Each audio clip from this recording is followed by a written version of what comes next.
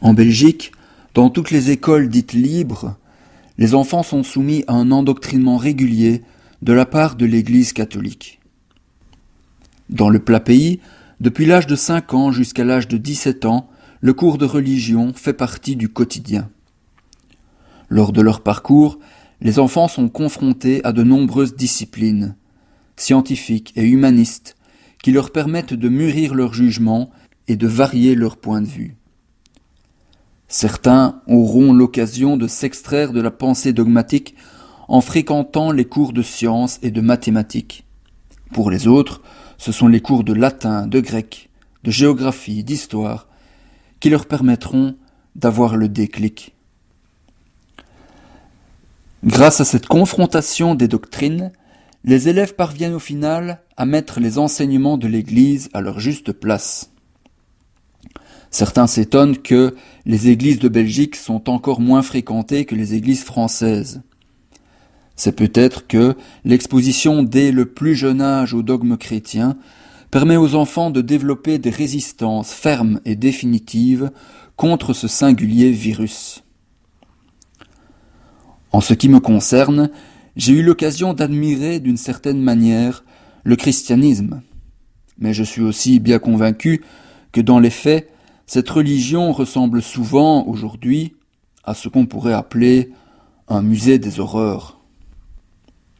C'est dans cette perspective que je vous emmène maintenant chez moi pour vous présenter une vidéo de l'abbé Michel-Marie Zanotti-Sorkin qui, je crois bien, vous divertira agréablement. Avant de vous montrer la vidéo, je vais d'abord vous dire comment je connais ce prêtre. Donc moi j'en ai entendu parler à gauche à droite comme de quelqu'un de courageux, qui a du caractère. Je suis même allé sur place à Marseille il y a environ 7 ans et je l'ai rencontré, je lui ai serré la main. Il m'a apparu comme effectivement quelqu'un qui avait beaucoup de qualités humaines, qui était très charismatique. Et j'ai envie de dire qu'en entrant à son contact, on a presque l'impression qu'on a envie d'être son ami. Voilà. Et ce qui est digne de remarque aussi, c'est qu'il aurait pu faire une carrière de la chanson, dans le show business, mais il a choisi de mettre ses qualités humaines au service de l'Église catholique, c'est-à-dire au service d'une cause plus grande que lui, et il faut reconnaître que c'est une institution qui est quand même responsable des plus grandes œuvres d'art du monde et d'une bonne partie de la civilisation de l'Occident. Donc tout ça, c'est quand même assez formidable, sauf que, voilà, je vais vous montrer bientôt la vidéo, sauf que je vois que parfois, apparemment, monsieur l'abbé Zanotti s'aventure sans protection dans des endroits où son charisme n'a pas beaucoup de pouvoir. Et alors vous allez voir que pour critiquer la vidéo, pour commenter la vidéo, je vais prendre un point de vue agnostique, parce que je pense que ce genre de nébulosité mentale ne peut se purger qu'au moyen de l'agnosticisme.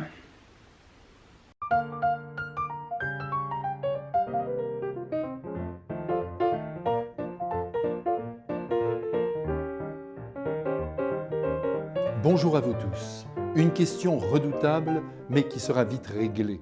Le coronavirus est-il un châtiment divin? Sans hésiter, je réponds non, non et non. Arrêtez de voir dans les drames qui secouent la planète la main de Dieu. Mais quelle vision avez-vous donc du Père du ciel? Je vous rappelle que depuis le déluge, et ça remonte avant Mathusalem, Dieu notre Père a changé son fusil d'épaule et a désiré ne plus tirer à bout portant sur sa création. Sans doute en ce temps-là a-t-il regretté l'anéantissement total du monde. Donc là, si je comprends bien, il dénonce avec force l'idée que Dieu pourrait punir tout le monde. Et c'est vrai que on pourrait penser que ça s'applique au virus, parce que dans le virus, c'est toute l'humanité qui est touchée. D'abord, je ne crois pas qu'il y ait dans la Bible des endroits où Dieu punisse tout le monde. Même dans le cas de Noé, tout le monde n'est pas puni, puisque Noé et sa famille ne sont pas punis.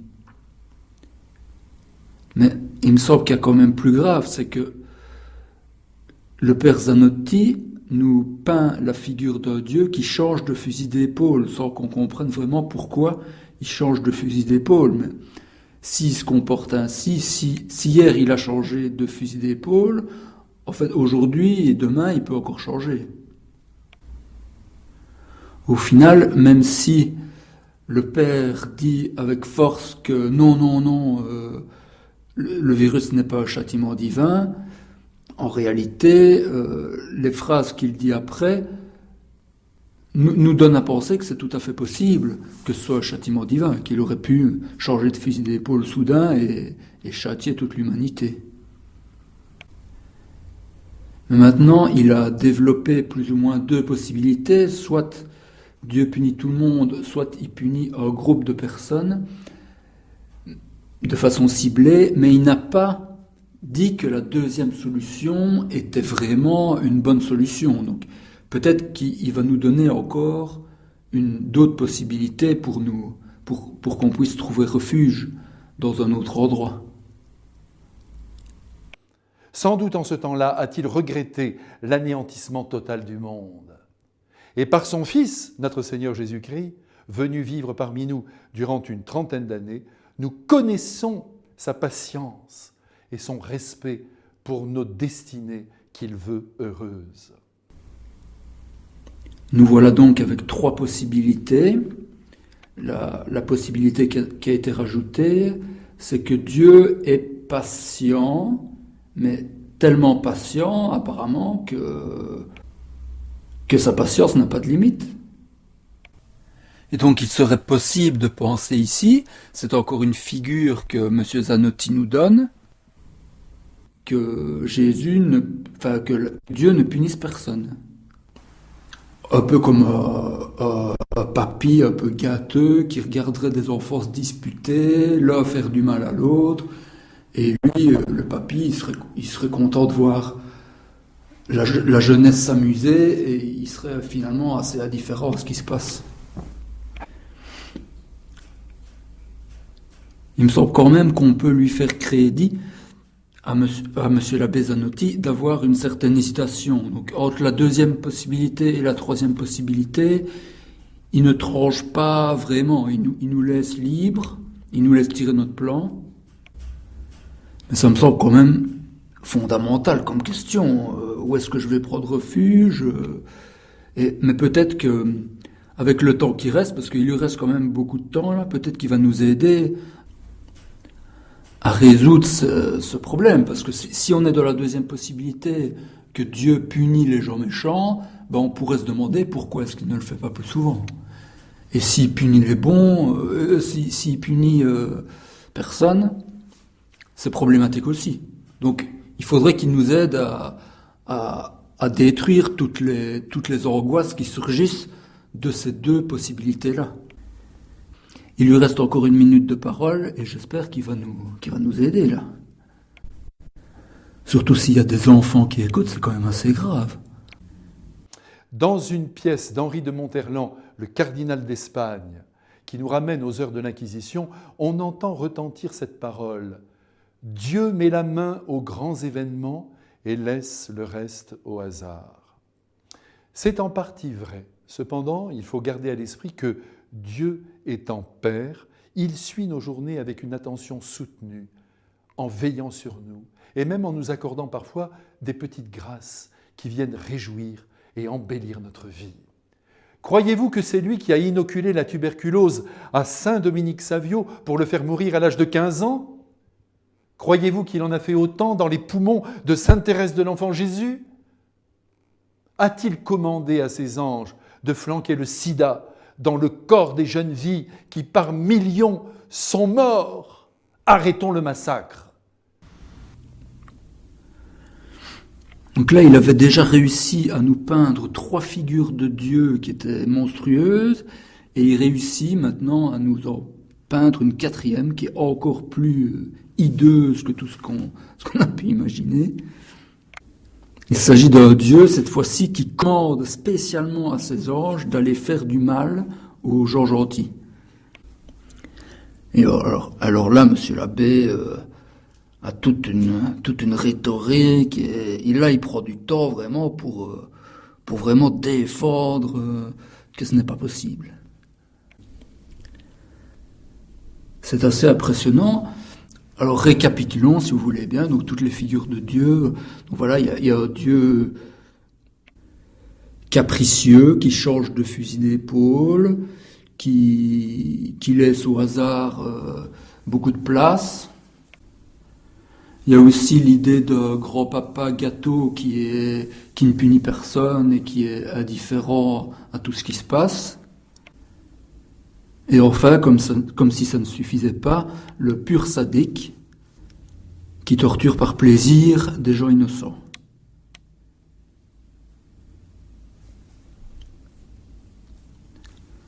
Il y a peut-être une figure de Dieu qui manque, là, c'est la figure chrétienne. Parmi toute cette galerie d'horreurs, il ne reste pas beaucoup de place maintenant pour la figure du Dieu chrétien. Un dernier conseil, ne psychotons pas, ne vivons pas dans la terreur. Le coronavirus n'est pas le choléra ou la peste. Nous allons nous en sortir. Gardons raison et vivons librement en prenant les mesures de précaution indiquées. Et vive la vie! Et n'oublions surtout pas de porter dans notre prière tous ceux qui sont à ce jour touchés par le virus. Voilà un bel acte d'amour que Dieu attend aussi. À bientôt, tous guéris.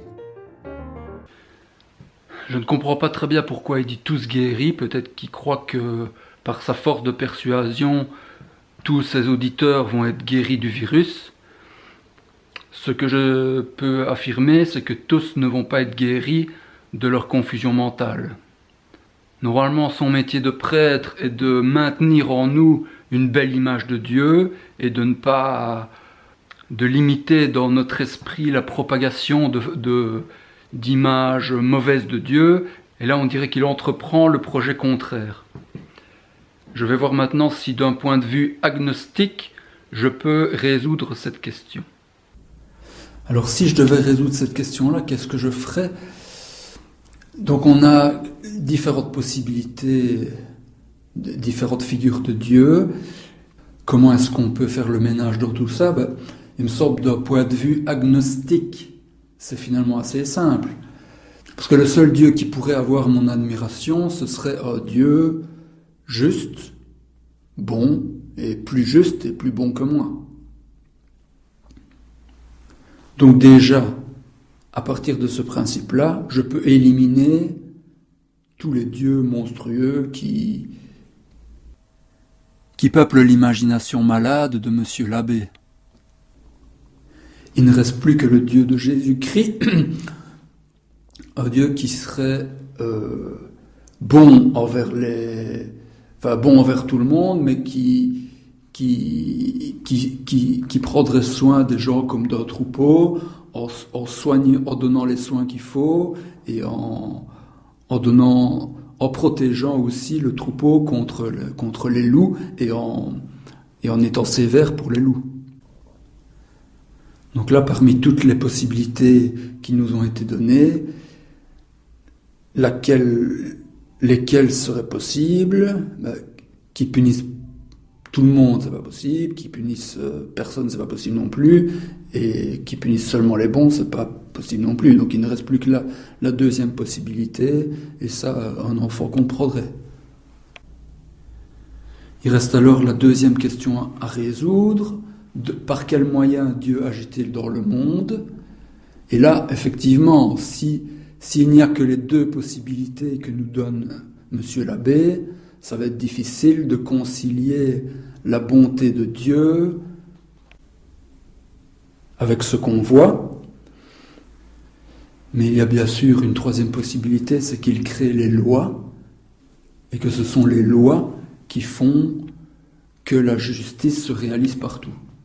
Même si nous, on ne pourrait pas voir évidemment tout, parce qu'on ne connaît pas toutes les lois et qu'on ne voit qu'une partie de ce qui existe. C'est le point de vue des néoplatoniciens qui considèrent que Dieu n'intervient pas dans le monde, mais qu'il a créé les lois. Et c'est aussi, au moins en partie, le point de vue de Jésus-Christ lui-même, puisque lui, quand il parle du royaume de Dieu, il parle d'une graine qui qui est planté en terre, pendant que l'homme qui a planté la graine dort, et l'homme ne sait pas comment, mais la graine grandit, elle fait des feuilles, de l'épi, du fruit, et puis après l'homme se lève et il récolte le fruit. Donc il n'y a pas là non plus d'intervention. Voilà comment on peut résoudre ces problèmes de façon donc assez simple, effectivement. Et je mets là en dessous un lien vers une vidéo sur le néoplatonisme.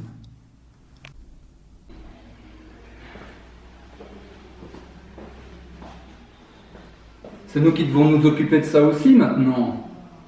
Vous ne trouvez pas que les infirmiers et les aides-soignants ont assez de travail comme ça ?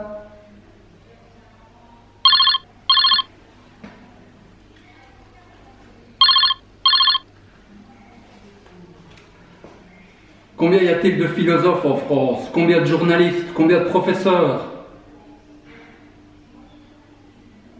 Qui est-ce qui les paye, ces gens-là?